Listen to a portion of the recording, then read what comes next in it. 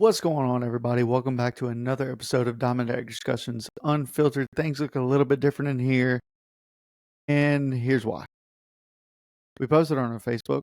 We've had a few technical difficulties with some software. We're not nerds, as some would say. No offense to the nerds, but we're not that. We're not that at all. So, with that being said, we have chosen a different software to go to. Shout out to them. We've kind of ran a little test recording, beforehand. It seems to be working pretty well. So, again, with that being said, we're back, and hopefully to stay. We're looking at upgrading some equipment too. Well, first off, we're gonna stay no matter what. It's just a matter of figuring out. But the I mean, right thing like, to stay do. like consistent. Oh yeah, You know what I mean? Like, we weren't being consistent because we had some fucking software that wasn't up to our shit. So yeah. This is like a third time trying to record this episode, so there's gonna be some stuff in here that's from like 2 weeks ago when we did the LSU episode. yeah, So yeah, y'all just hang in there with us. no, we've recorded since. Oh yeah, because we did the California wildfire. I closed the one with the Yeah, wildfires. you did. You Yeah. did. Yeah. So, but still, week and a half ago. So we got a lot of stuff to cover. We're kind of on a little time crunch because it is already 7:35, and we do have work in the morning. No, it's Friday. It's Friday. And with that being said, actually, I'm gonna just go ahead and I don't know if you could hear it, but you go ahead and crack that bud. I'm gonna go ahead and crack me not a bud, but something better. that last. It's a little tough, but anyway, look, we're back. Let's get into it. We've had a trade go down. All right, Cincinnati Reds just kind of keeps seeming to come up. Early in the year, yeah, they traded Jonathan India, or late last year they traded Jonathan India, but they got Brady Singer for it. Off season, so But- I guess technically it is late. But I'm saying year. late last 2024. Yeah, Yeah, that's what I meant. I didn't mean last. When I say year, I don't mean season. You know what I mean? But yeah, so they actually traded the San Francisco Giants for what seems like a box of rocks. They traded a box of rocks to the Giants for Taylor Rogers and cash. So they actually got some money with Taylor Rogers. And Taylor Rogers, I mean, he didn't have, the best year, but also the guy that they traded him for, or the guy that they got for him. Who the fuck is that guy?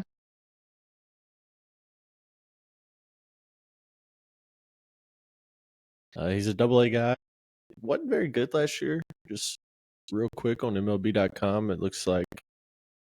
Well, if it loads here, he was 0-4 with a 5.21 ERA, 39 relief appearances, in Double-A Chattanooga. So not really a great player, especially considering the guy that you traded. I mean, he's a lefty. Sure, he's going to be 34 years old, but this is a guy who had a 1.1 WAR out your bullpen, 64 appearances to the tune of a 2.4 ERA, 60 innings, 64 strikeouts. Not to mention he's a lefty. We know how valuable lefties are. So, yeah. Like you said, Cincinnati just keeps coming up, man. They just keep doing these things. You get rid of India, as you said, for Singer. You've really locked down that starting rotation where you got Cy Young candidate Hunter Green coming back. Nick Martinez signed the qualifying offer. He's back. Nick Lodolo, who seems like a guy with super upside that I'm super excited about to watch him play. He's there. You go get Gavin Lux. You got Mac McClain coming back.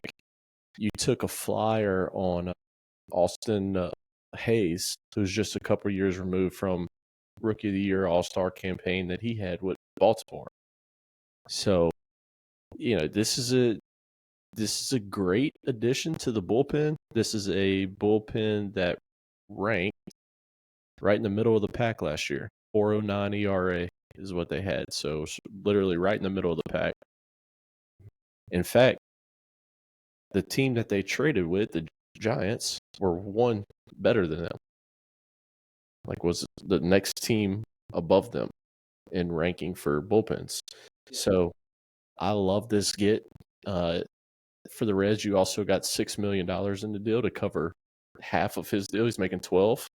So great deal for the Reds here. You didn't give up anybody that seems to be MLB ready anytime soon. You got Tito also coming in. So I love what this Reds team's doing. We were excited about him last year. You lost Novi to PEDs. You lost Matt McClain to a season-ending shoulder injury. And now you get both those guys back. You trade India, but you bring in Lux. Tit for tat there. You add Singer. Man, I like where this team's at. You're telling me Gavin Lux and Jonathan India are the same caliber? 100%. No. Who's better? Jonathan India. Marginal? Bullshit. India was one of the players of the month last year. What did Gavin Lux fucking do? Won a World Series? Did he win a World Series? Did he play in the World Series? Yes. They had Tommy Edman there, dude. Why would he need to play? He was starting second baseman. All right, here we go. Down the rabbit hole I go. Already starting. But anyway, look. Taylor Rogers, why you look that up? Taylor Rogers, this is his 4th highest career WAR that he's had. Now, I still don't really understand WAR, but higher the number, the better, I guess. Yes, the higher the better. But like, check this out. So in his rookie year in 16, he had a 0.7. In 17, he had a 1.2. In 18, he had a 2.0. And then in 19, he had a 2.6. All right. 20, negative 0.6. 21, 0.4. 22, negative 0.6. 21, wait. 20, negative 0.6. 21, 0.4. 22, negative 0.6. Also 22. He played for 2 teams that year. Negative 0.1. I'm sorry, he played for 3 teams that. But Oh fuck. Okay, no, his total 2022 season negative 0.6. His 23 season 0.4, and then this year 1.1. So he's had bad years, and then this year he kind of came up. yeah, And he was top 10 in hard hit rate, meaning like the least amount of hard hits for a pitcher. career low ERA 2.40. Career low ERA. Exit velo was top 9%. I mean, look, this is a guy. He's a 2-pitch pitcher. He's a sweeper and a sinker, and he throws them both roughly 50% of the time.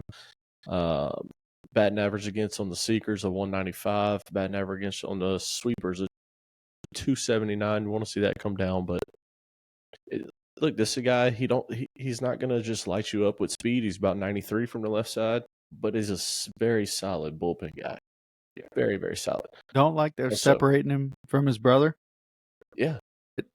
Yeah, but this is the Naylor brothers situation too, because I think the youngest one is also in the Guardians organization. Naylor, I think he's also a catcher, but I think he's the youngest of the 3. Yeah. And I believe he's also a catcher, and dude's a dog, apparently. It's always the youngest brother. That's the best. I would like to argue and say that Brant was probably a better baseball player than you. Okay. Speaking of being a better baseball player than somebody, Gavin Lux, he has had 5 full years in the MLB. Jonathan India's had 4. Jonathan India career WAR is a 7 compared to Lux's at 7.6. Career batting average for Lux 252. Talking career, talking this past year. Okay. Gavin Lux's WAR 2.1. Jonathan India's 1.7. Jonathan India 248 batting average. Lux 251. Homers 10 for Lux, 15 for India. They're a tit for tat player. So I'm right. Gavin Lux is better. Thank you. I'm right. Gavin Lux is better. Thank you. That's what I said. I appreciate you confirming what I said. Clip it. We'll run back the tape. We'll do it. Yeah, run it back because I'll be right that Gavin Lux was better. Yeah, that's fine. But look, Gavin Lux is also a year younger, so I'll take that too. Understood. Okay. All right, to the next guy. You know who's not a year younger? Fucking Tommy Canley. Yeah, he's definitely an old fuck, as some would say. I had trouble spelling his last name. He's actually a year older than Taylor Rogers. I would So, still consider him an old fuck. yeah, 35 years old. This is a guy that Who threw turning 36 this season. threw 61 straight changeups throughout the postseason before he finally threw a fastball. Yeah. And you're sitting there and you're just watching. You're like, okay, you know he's coming with a changeup. Just stay back, hit the ball. Yep. But as we know, you can be very effective with one pitch. There's a guy, he happens to be the best closer this game's ever seen, and he threw one pitch, and it was called a cutter at 94 miles per hour, and they couldn't hit it. And now he's in the Detroit Tigers bullpen. 1 year, 7.75. How do we feel about this? Because me personally, I think at this point you're kind of reaching, right? At this point in the off season. If you're the Tigers. Well, no, at this point in the off season, like you're kind of reaching for pieces because everything's pretty much either taken up. Like most of the good guys have gone kind of early, but they're also still, I guess, trying to save room to see if they can try to get Bregman.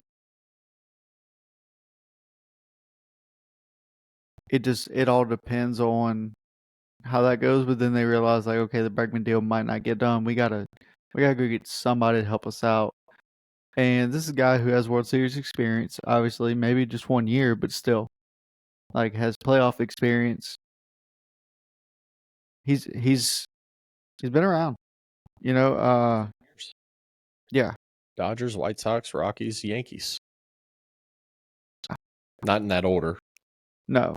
That's all the teams he's played on. Right.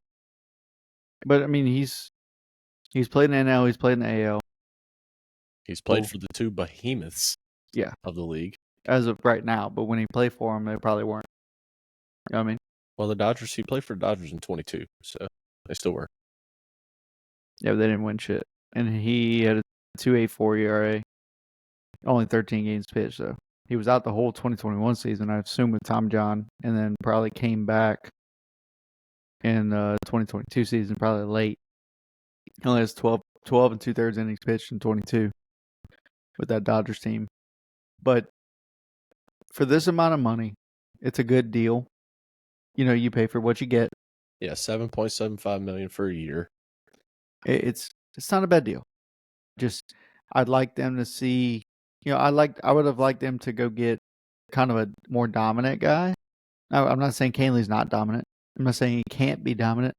I'm just saying I would have liked to see more kind of out of the Tigers this offseason. So let me ask you though, does this help or hurt their bullpen? I believe it helps it, but how much? That's the question. Now their starting rotation got better, but we'll talk about that in a minute. But their bullpen, it needed a little bit of help. I think last year in the playoffs they were right there, right? Their offense was fucking booming, right? But couldn't really close games out. Playoff? Like when they got to what series was that? Did they win their first? Did they win the wild card series? Yeah, they did, right? Did Detroit make it? They had 3 in the AL Central. They did have 3 in the AL Central go. God damn, why are you? Because they came out of nowhere to do it. Yes, because they were horrible, and then they benched Javi. Yeah, like and mid-August, and they had like they were the 10 best losses. team in baseball. They had like 10 losses since they benched Javi. Well, they became the best team in baseball. Yeah, they had 20 something before like from that August to the postseason. Yeah. So what? But yeah, they did win because they went on to play Cleveland with Scooble. Yeah, that's all coming back to me. Yeah, see, I'm starting to remember now. Doesn't like it seems like it was forever ago, but it really wasn't that long ago.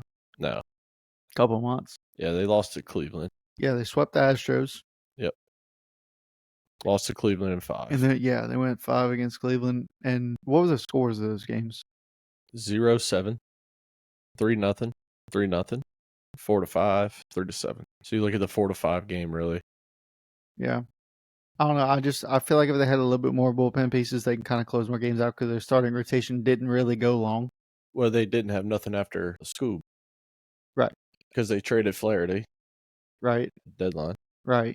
to the Dodgers. Yeah. But the reason I ask you is that because I think it makes their bullpen better, right? Their bullpen ranked 4th in the league last year, ERA. 4th, behind Cleveland, who's virtually bringing back their same bullpen. Milwaukee was 2nd, who traded Devin Williams. We'll see what that bullpen looks like. We know the Dodgers got a better bullpen. They were 3rd, and Detroit's was 4th. Yeah.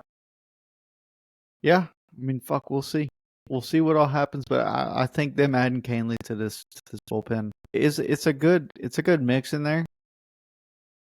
I think them adding another guy to the starting rotation that helped. Do you just want to talk about him right now, or wait till we get there? All right. So Detroit also signed Jack Flaherty, bringing him back, and boy, oh boy, this changes things, right? This division is already hard as shit, and you got Kansas City in there, who's probably, they're going to be very close to winning the division. Detroit going to be very close to winning the division. Cleveland bringing everybody back virtually, they're going to be very close to winning the division. And Minnesota's talking about trading for Dylan Cease, which is going to make them better. If that happens, holy shit! You got 4 teams in this division. The Chicago White Sox are not going to be even close. They're going to be in 6th place. They'll probably be worse, which means they'll set the record again for worst record ever. Hey, 2 records in a row. Good job, White Sox. Really good job. Just saying, it's not a good look. But yeah, man, look. Jack Flaherty is one of those guys. He just flies under the radar, right? He was so good with Detroit. I mean, this past year he threw to the tune of a 2.4 WAR. He went 7-5 with a 2.95 in Detroit. That was his lowest ever ERA. He found something there with Skubal, with their pitching coach, with their strength and conditioning, with their recovery. I mean, just whatever it was that clicked. Like, he found his groove in Detroit. This has been rumored since he got traded because he didn't want to get traded. So this has been rumored for a long time that he's going to find his way back to Detroit some kind of way. Now, it's a very interesting contract. He's going to get paid $25 million in year 1. He has a guarantee of $10 million in year 2 if he doesn't opt out, and he can get to $20 million in year 2 if he starts 15 games. Which over his career he has pretty much hit 15 starts every year except in Baltimore. Well, no, he got traded to Baltimore, so he still hit it in 2023, 29 starts. So, I mean, this is guy, he's been 28 starts, 33, 17, 29, 28. I mean, look, chances of him getting the 15 starts and getting 20 million next year guaranteed are very high. I just want to point out, I thought he was older, but he's younger than me. I was about to say, he'll be turning 30 in October. Yeah. So why weren't more teams after him after the World Series? I think his World Series performance scared teams. The games, his first games, really good. His first and third games, really good. His middle start, really bad. I mean, really bad. Like, let me pull up this postseason number real quick. Let's see. I gotta get closer to my damn screen. I can't see. That's why you sit so close to the computer. Let's see. You need glasses. You need readers. So, NL World Series, so it doesn't show. But I mean, just in this World Series, he went 1-2. Not World Series, but the whole postseason. He went 1-2 with a 7.36 ERA. Like those 2, really bad. I remember it was game 4 against the Yankees. He went, no, because that was a bullpen game. He went like 1 1/3. That might have been game 5. It might have been the one that they won. He went, no, because did Yamamoto start the game? Who started game 5? Bueller came in and closed it. I thought it was him. I thought it was Flaherty. Well, remember, he gave up like 5 runs, which is what they had in the first inning. He only threw an inning and a third. I'm pretty sure it was Game 5. Yeah, because Yeah, because they would have had Yamamoto in Game 6. So, yeah. Yeah. He threw an inning and a third in Game 5 and gave up 5 runs. And they pulled him. And then they went to the bullpen, and I texted you in like the third inning when Trinan was getting loose. I was like, hey, look, Bueller's coming in at some point. he had to at that point. Like he legitimately had to come in. Dude, I got to find his game by game now because it was every other start was so bad. But I think that is what scared people as to why he's waiting till January, mid-January before he signs, would be my reasoning. That's fair. But I mean, Flaherty, but you still put up numbers, right? So really good numbers. I mean, right. he was 13-7. He had a 3.17 ERA. That was 13th among qualified starters. I mean, yeah, really good. Really, 162 really good. innings pitched, 194 strikeouts. So here you go. In postseason Game 1 against San Diego, 5 1/3, gave up 4, only had 2 strikeouts. Second game versus the Mets, goes 7, no runs, 6 Ks. All right, lights out, 2 hits. Next game versus the Mets, 3 innings, 8 runs. Next game, which is his first start versus the Yankees in the World Series, goes 5 1/3, only 2 earned runs. And then Game 5, championship game, 1 1/3, gave up 4, including 2 homers. Like every other start, there was no consistency. So I think that is what scared people. Now, what do I know? Shit. So I mean, Maybe he could have easily sat back waiting on Detroit to just say, hey, look, we want to see what we're going to do in offseason. Just hang tight. We're going to give you what you want, blah, blah, blah. Yeah. Who knows? I don't know. I think Detroit needs that one more offensive piece, and I think it's got to be Bregman. I think they can do it. They can make the playoffs again. But again, this division, you could have 4 teams going forward. The winner of the division and then the other 3 teams like compete for a wild card game. Yeah, like this division is tough, dude. It's going to be a very difficult division. Very interesting season for the AL, for sure.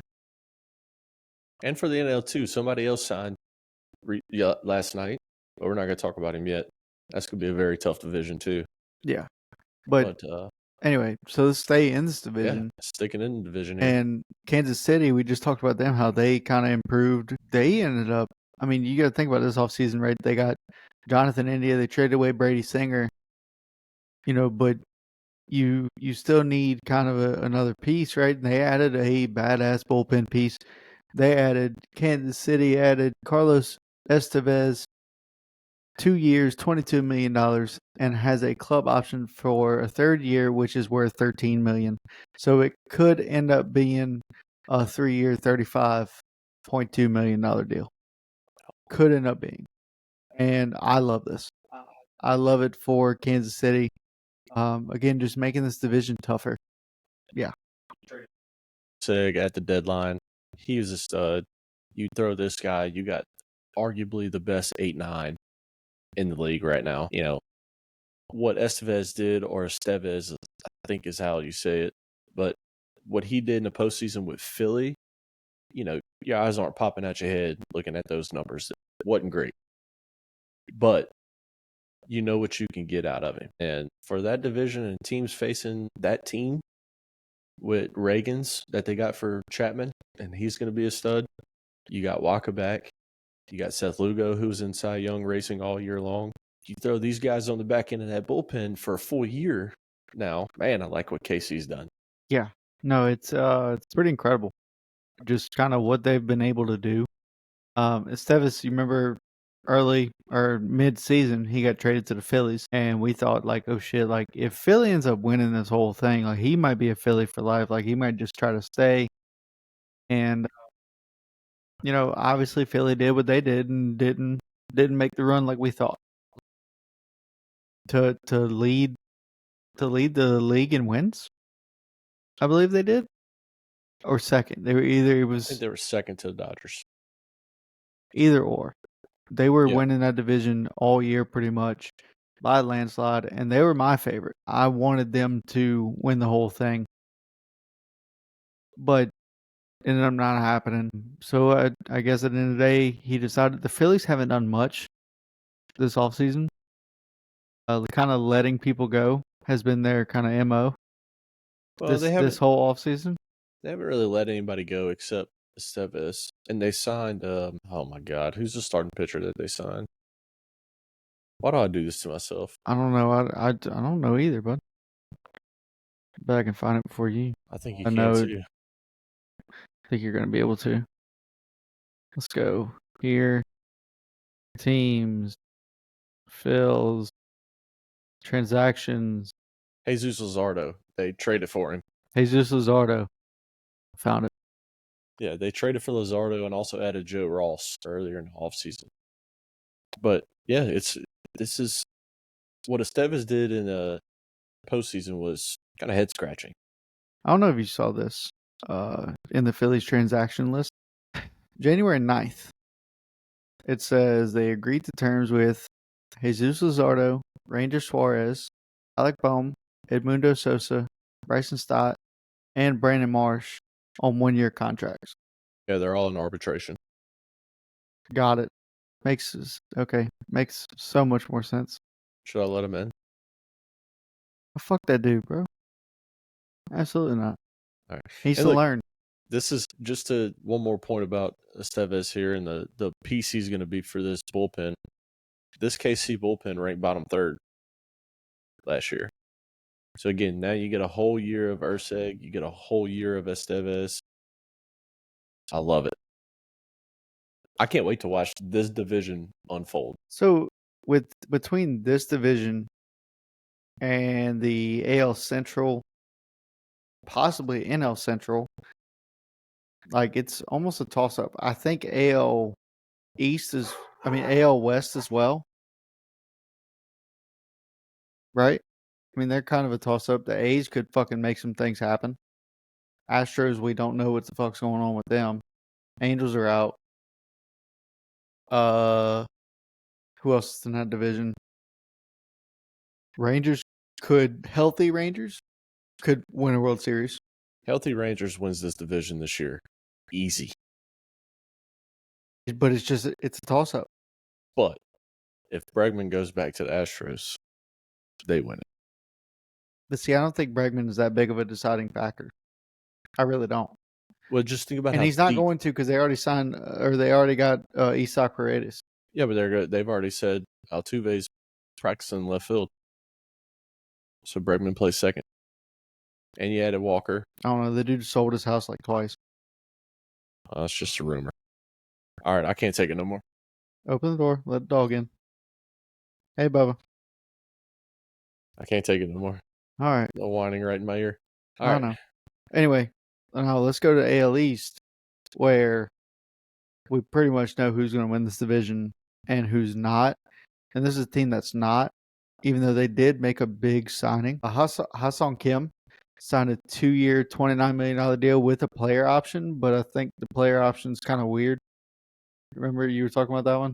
Yeah, I deleted it because, like I said, this is like our third time trying to do this episode. So yeah, you need to keep them until we finish the episode from now on. Yeah, well, everything was running fine last time, and then just out of nowhere, it didn't. That did not happen. But let me see. Here it is. All right. According to John Heyman, 2-year, $29 million deal with a player option for 2026. So this year he'll make $13 million. Next year, if he opts in, he makes $16 million plus incentives. Doesn't say what those are. He also gets an interpreter for $100,000 a year, his own personal rehab trainer for $100,000 a year, and 8 round-trip business class tickets between Korea and US per year. Plus, I might need them too because words are hard on this show. English lessons. That's fair. I would say it's. I like it. I mean, it's we know what Soto got in his deal and what he asked for, and if you don't know, go back listen to that episode. It's not quite as dramatic as Soto, but you know, I find this really cool, and I'm gonna steal your words from last episode because I feel like he wants to learn this language, which is awesome. Like, we don't see that very often.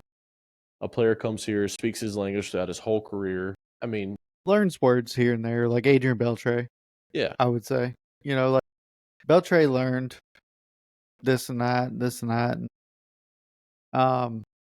and proud of him. Pujols learned the language, but Pujols also, I think, went to high school and yeah, he was here. he was in the States. But I mean, you got a guy like Ichiro that spent his whole career here, and he wouldn't do an interview without having his translator. And I love Ichiro. That's all first ballot Hall of Famer. What's that dude's name? Blue Jays. Bananas. Monkeys eat bananas.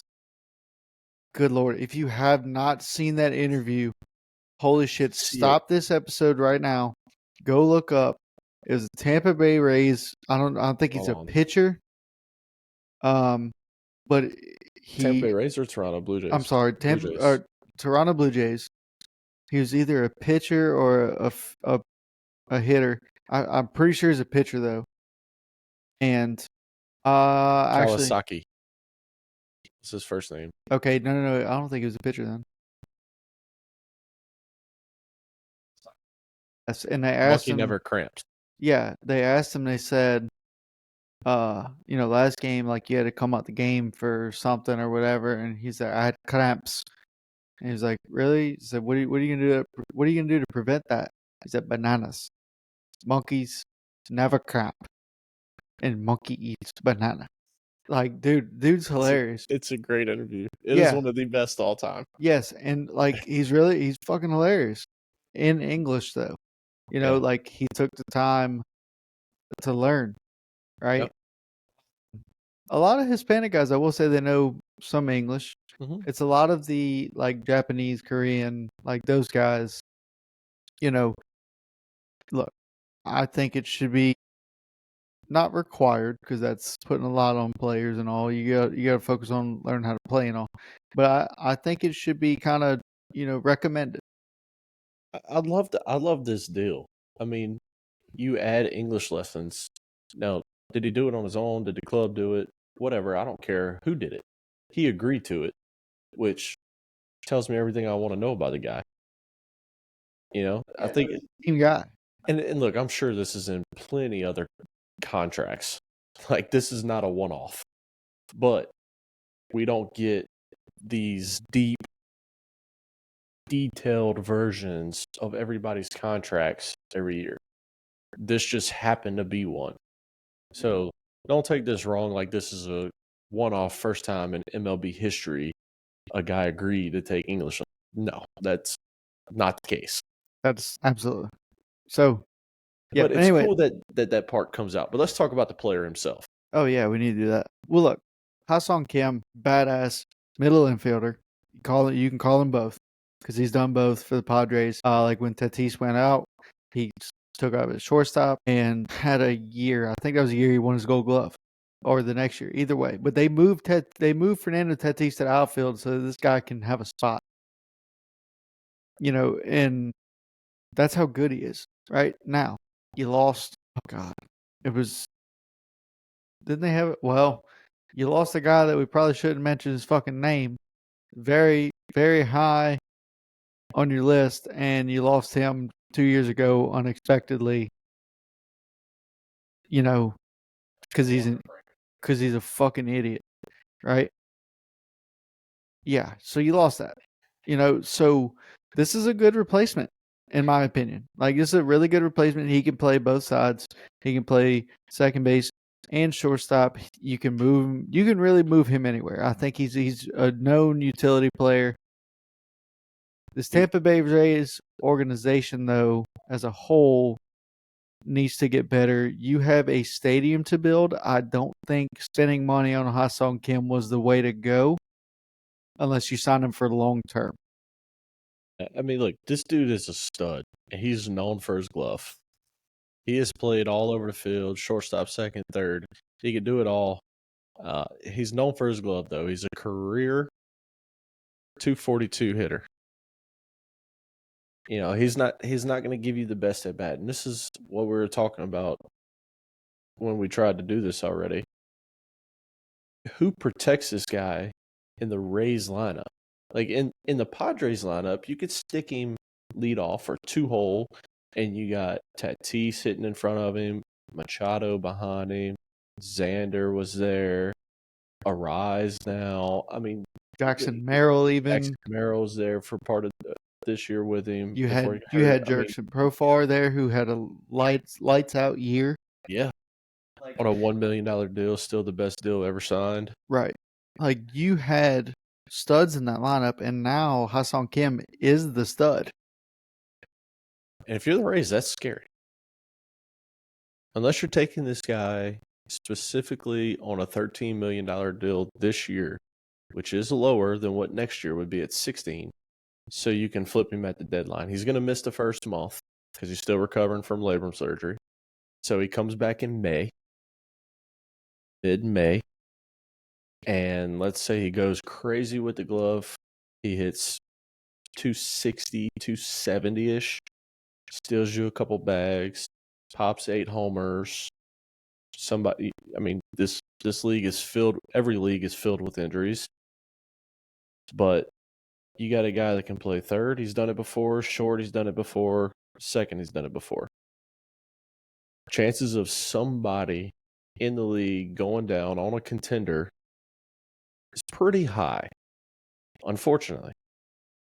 Yeah. There you go. Does Mookie not work at short, and the Dodgers need a Gold Glove shortstop at the deadline, where they include a Chris Taylor who's making $13 million too, plus their top farm system in the league. By the way, they're actually number 2, but they have 5 guys in the top 100. Dude, 5 guys sounds so good right now. So I just ate, and 5 guys. That's how fat I am. Yeah. Fucking 5 guys sounds great. But dude, how scary is that though? You got 5 dudes in the top 100, which is tied for most on the league, and you also have the best team in baseball. Yeah. But I mean, think about it though. If you're trying to unload somebody, Chris Taylor really doesn't have a place to play. He's going to be on the bench. I don't know if I showed you this shit I saw. You get ESPN notifications. Yeah. But I'm just throwing it out there that a team like that might be looking for a Gold Glove middle infielder to really fortify their lineup going into the postseason. So I think the play here is a sign and flip. That's all I see because I don't like this. Well, you need more money to build your stadium, I guess. I don't know. To add stuff that's never been added before. Check this out. I don't know if you heard this. Speaking of Dodgers, right? Baseball Commissioner Rob Manfred, this is from ESPN, says some fans concerned over lack of salary cap after offseason spending spree by Dodgers. Yeah, I was going to read that tomorrow, the whole thing, but I also know that he said he doesn't have a problem with what the Dodgers are doing because they are not violating any rule that the owners of baseball teams sign off on in the CBA agreements. So I agree. Look, I'm gonna read that whole article tomorrow whenever I'm sitting at work. But yeah, I did see that. Okay. Yeah, no, I just thought I'd screenshot it and send it to you, but apparently not. But you saw it. So, but look, Ha-Seong Kim, I think he's a great addition. I think they need more pieces. Obviously, you can't just have one guy and expect that to change your whole season. I think they come in last in this division because of what the Blue Jays been doing. The Red Sox, the Orioles, and the Yankees. This division is almost like the Central, almost like AL Central. Like you have to be able to compete. Like you have to have something to compete with. You have one guy. They have a young team. They need to call up Trey Morgan, in my opinion, and maybe move some players around to be able to do so. I think that should be their next move. Trey Morgan's been lighting it up. LSU guy. I'm sure they have other prospects that they could probably call up, but Trey Morgan's the guy. Yeah. He hit the ball to any side of the field you want to. He's not your typical first baseman, but he is, when I tell you, the best defensive first baseman I've ever fucking seen in my life. Yes. 100%. He saves games. Legitimately. Saves games, gets outs. He can pick any ball and stretch. He has the stretch of like a fucking guy that's like 6'10". Like dude, he does the splits. That's crazy. But anyway, the Rays are just congrats to Ah-Song Kim signing 2 years, $29 million with a player option and getting all that shit. But at the same time, you sign with the Rays, you get what you get. You're going to get traded at deadline. Yeah. If not before. To the Dodgers. Probably. Or they'll trade him right now for Dylan Cease. Back to the Padres he goes. Yeah, back to the Padres. There you Yeah, go. that don't make any sense because Cease is going to make 10.9 this year. He could making 13. The Padres are trying to cut payroll, so yeah, that wouldn't make any sense. Yeah. So look, earlier we talked about Tommy Kahnle, Yankees guy. Now he's a Detroit Tiger. Talk about another Yankees guy that is back with the Yankees, Tim Hill. Yeah. Tim Hill signs for 1 year, $2.85 million with a club option for year 2. I don't know what that is. I don't think they said it. Yeah, Tim Hill is a guy that he did help the Yankees a lot. They kind of realized, hey, we kind of need this guy since Kahnle left. We need to keep this guy. But they've also added Devin Williams.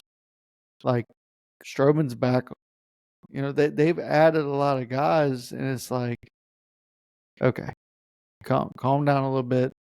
Like, we don't want the Yankees to be this good. But, congrats to Tim Hill.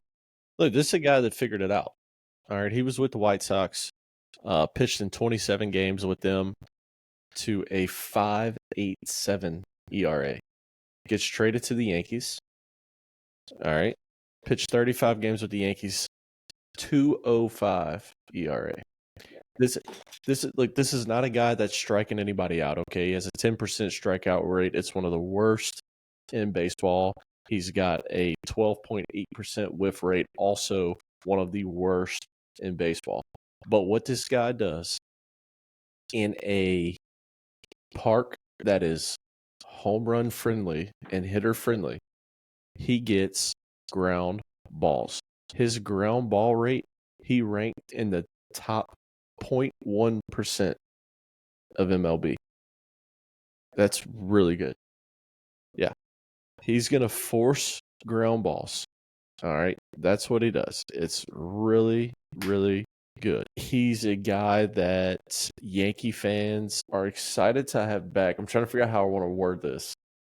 They're excited to have back, but they're hoping that when Freddie Freeman comes up, Nestor Cortez is not in the game, which he won't be since he got traded to the Brewers in that Devin Williams trade, because it was Tim Hill in the bullpen when Shohei came up.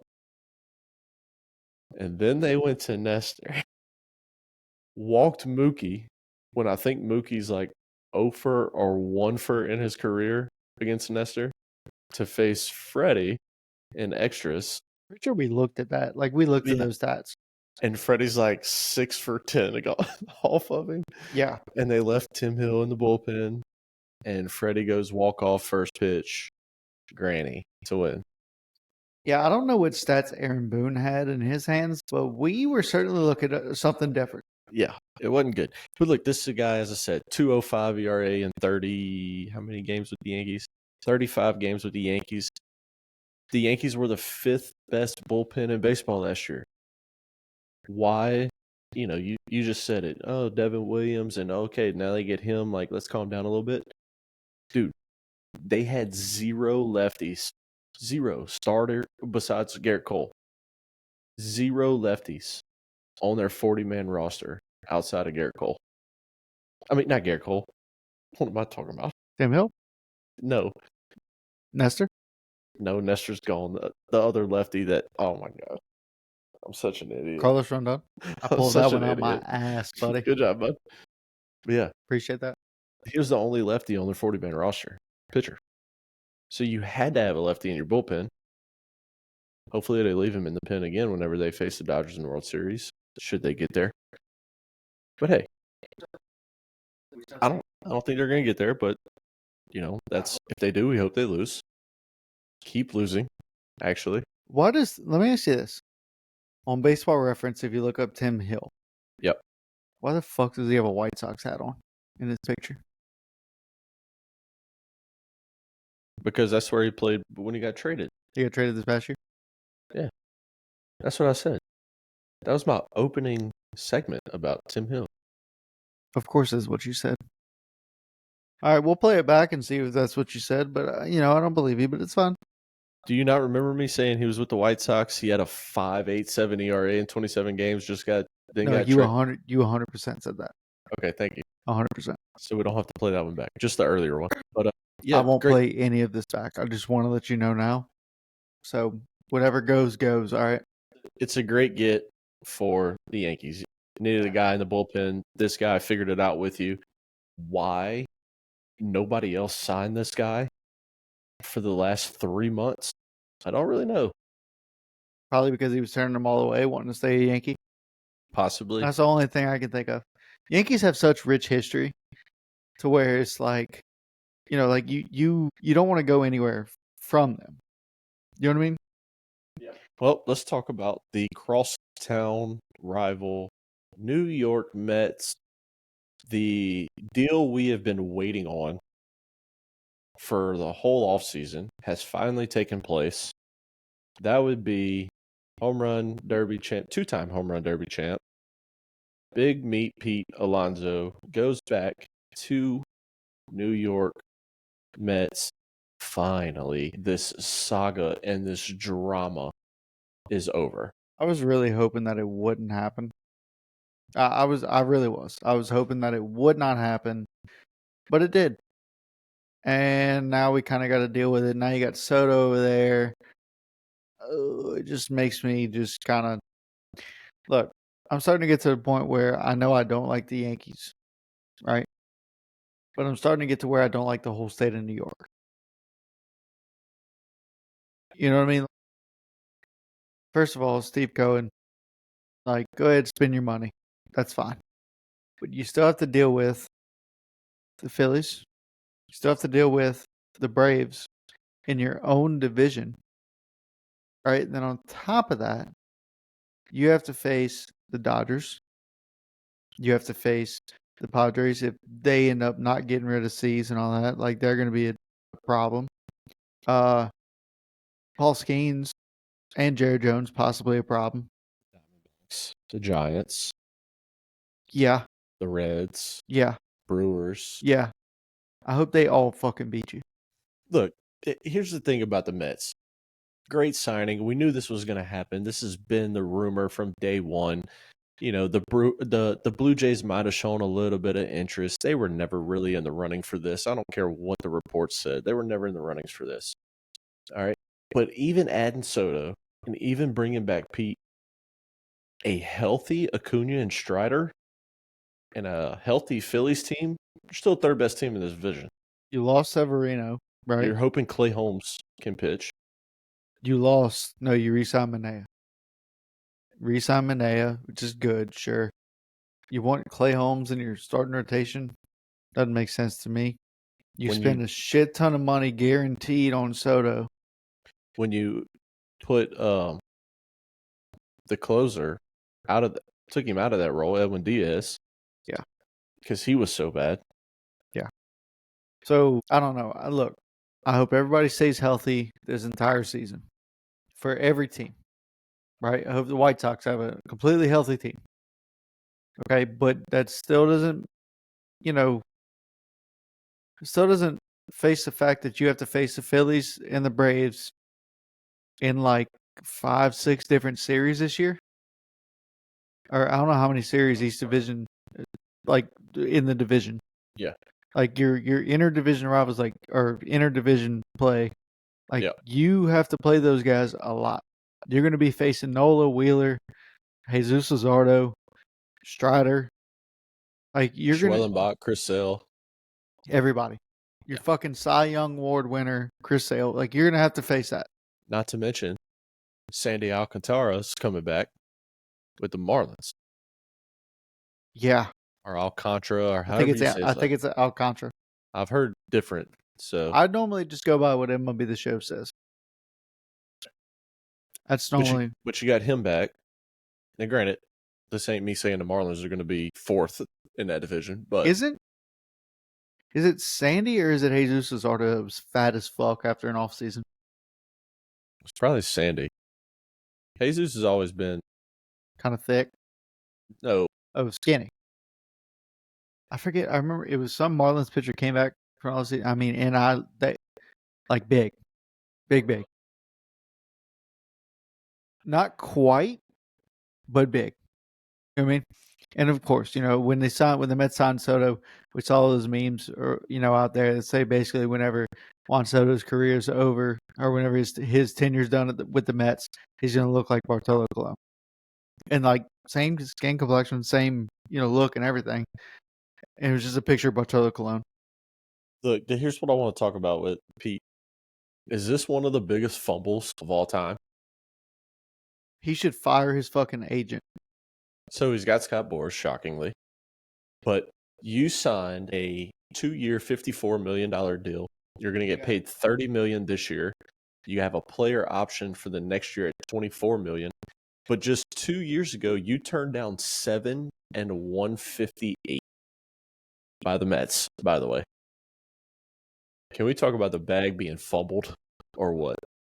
Didn't he get offered this offseason by the Mets and was like, no? Or was that Bregman? Bregman got offered 6 and 157. Yeah. Astros. Something like I'd that. have taken it, but yeah. I'm broke. So. But I mean, look, we've talked about Pete at length on this show during this whole free agent process. You know what you're getting out of this guy. You're getting 40 home run power. You're getting 240 at the plate. That's it. You get horrible defense at first base, horrible base running. You're getting a power bat. That's it. Shows how many Yankees. Horrible base running runs in their fucking blood. Yeah. But I mean, you got a guy that's on the decline, man. I mean, his WAR is down. In 2022, it was 4.4, and in 23 was 3.2, and this past year was 2.6. His home run numbers were 40, then 46, then 34. RBI number 131, which he led the league, then was 118. This past year was 88. Strikeout numbers are up 21. I mean, dude, this is where he was going. He wanted to be a Met. He should have signed 7 and 158 2 years ago. He fumbled that. Now, he's paying the price. You've had a long, drawn-out, drama-filled. Even the owner of the team, Steve Cohen, came out 2 weeks ago and was like, yeah, these negotiations have been exhausting. So I saw a couple different options out there. You had this option that was out there. They also had a 3-year, $71 million deal on the table. I think it was a front-loaded contract where kind of like this, $30 million, and then drops. So, I don't know. I can't wait for Bregman's crap to be over with because I'm so sick of hearing about, he wants a 6 or 7 year deal. He's not signing short term. He has a 6-year deal out there. The Astros have not pulled that off the table. Like, if that's what you want and you got one team offering it, what are you doing? That's the thing. Like Scott Boras, I don't know. I saw this guy on TikTok today, just sitting there scrolling, and he's a former MLB agent. I forget his fucking name. I don't even want to say his name because I don't want to give him any credit. Because I commented on this dude's shit, and he straight up lied to me. And it was about Trevor Bauer. Oh, okay. Right. So I start scrolling through his shit, and basically, he said, if I was Pete Alonzo, I'd fire my fucking agent. Because you had so much money sitting on the table that you said no to because your agent told you not to. Because you can get more. And now he's getting less.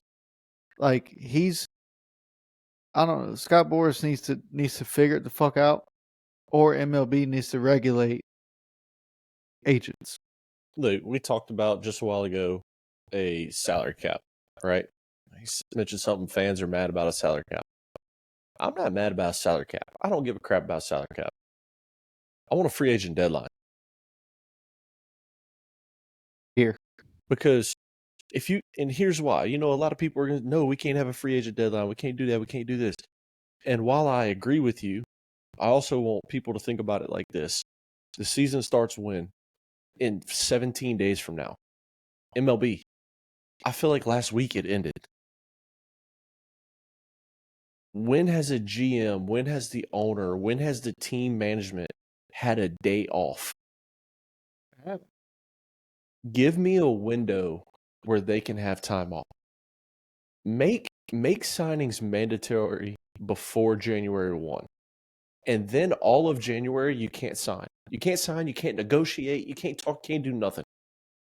Give a month-long vacation to everybody. Because you have a grueling season, 162 games that last 6 months, 8 months, whatever the case may be, 162 games in 190 days, essentially. Then you got teams that play the postseason. And then as soon as the World Series ends, you got a 5-day re-signing window for your own players. You don't have a break. So put a deadline there, and then come February 1, when you're 2.5 weeks out from everybody reporting, or actually 2 weeks out from everybody reporting to spring training, that's when you can start signing again. Or make it before Christmas. So that way, when people are on Christmas vacation with their families in Cancun or Tulum or fucking Europe, they ain't got to be answering the phone. They can, yeah. And the agents too. I mean, let the agents be able to wake up in the morning on Christmas morning and enjoy coffee and breakfast and the kids opening gifts without their phone going crazy. I think it either needs to be before Christmas or after New Year's. And if it's after New Year's, make it the first Friday in January. And if Friday just so happens to fall on New Year's Eve or New Year's Day, put it the next Friday. Like, it needs to be, or like the second, put it on the second Friday in January. Like, do that at least. But if you do it before Christmas, it legitimately has to be like the Friday before Christmas or 2 Fridays before Christmas. Like, or do an area where you get from like the 20th to like the 5th off. Like, there's no calls that, or else it'd be like tampering. You know what I mean? Like, there needs to be some sort of dead period. Give these guys a break. I'm with you. I think there needs to be some sort of break. I mean, until I said that about these dudes are waking up Christmas morning, they can't celebrate New Year's Day. Like, 99% of people don't think about that because the agent's phone are always going off. Like, let them have a break. Let the players enjoy their off season. You get signed before January, you can start moving to wherever you're going to be in that time frame before Christmas. I mean, 2 weeks is kind of a rush to get moved, but I mean, if you're a guy like a Bregman, right, that's going to sign a $150 million deal, you can move in 2 weeks, and then that Houston house can go up for sale, and if it sells in a month, it sells in a month. But you can pack your shit up, move in 2 weeks, kids are out of school, let's get settled in a new house. We might not have all the furniture and everything that we need yet, but Oh no! If I got that much money, I'm telling the motherfucker, hey, I'll give you an extra $1 million for all the furniture in your fucking house. How about that? No, I agree. I'm just throwing it out there. Like, Right. You might not be home yet. Like, you might not feel like you're Right. home And yet. it's not going to. But it's not going to until you're there for like a year. At least you could be settled in at a place. You don't have to worry about your phone ringing. You don't have to worry about your agent calling saying, Joe Blow called me last night. He's got this deal. And Steve Cohen called me right after. He's got this deal. And you sit there and you got to talk about it with your family instead of enjoying Christmas morning. Like, and people don't think about that kind of stuff. Oh, we just want deals. We want deals. We want deals. Well, don't you want a day off from work sometimes whenever you're working your full-time job? Don't you take a vacation for a week 2 or 3 times a year? Like, these guys want the same thing. They're still human. No, I'm sure they have a family. They probably don't pay attention much to their family because it's all work with them. That's why they're a cutthroat agent. That's why phones are always buzzing. Right. But look, speaking of phones buzzing and whose phone isn't going to be buzzing anymore because he doesn't fucking have one. Our last thing on our list today, Ipe, or Yippee, as I fucking call him, Yippee Mizuhara, is going to prison. 50. News broke yesterday, I believe. Today, yeah, I was in the gym when I sent you the that's picture. right. That's right. I was playing Xbox when it happened. News broke today. Yeah. Ippy is going to prison 57 months. He's also ordered to pay $17 million back to Shohei. When he gets out of prison, he's on a 3-year probation, supervised probation. So Probably taken off of the gamblers list. Like if he'd say move to Louisiana, where sports betting is legal, probably can't get on any of the apps. I don't think that came out in the report.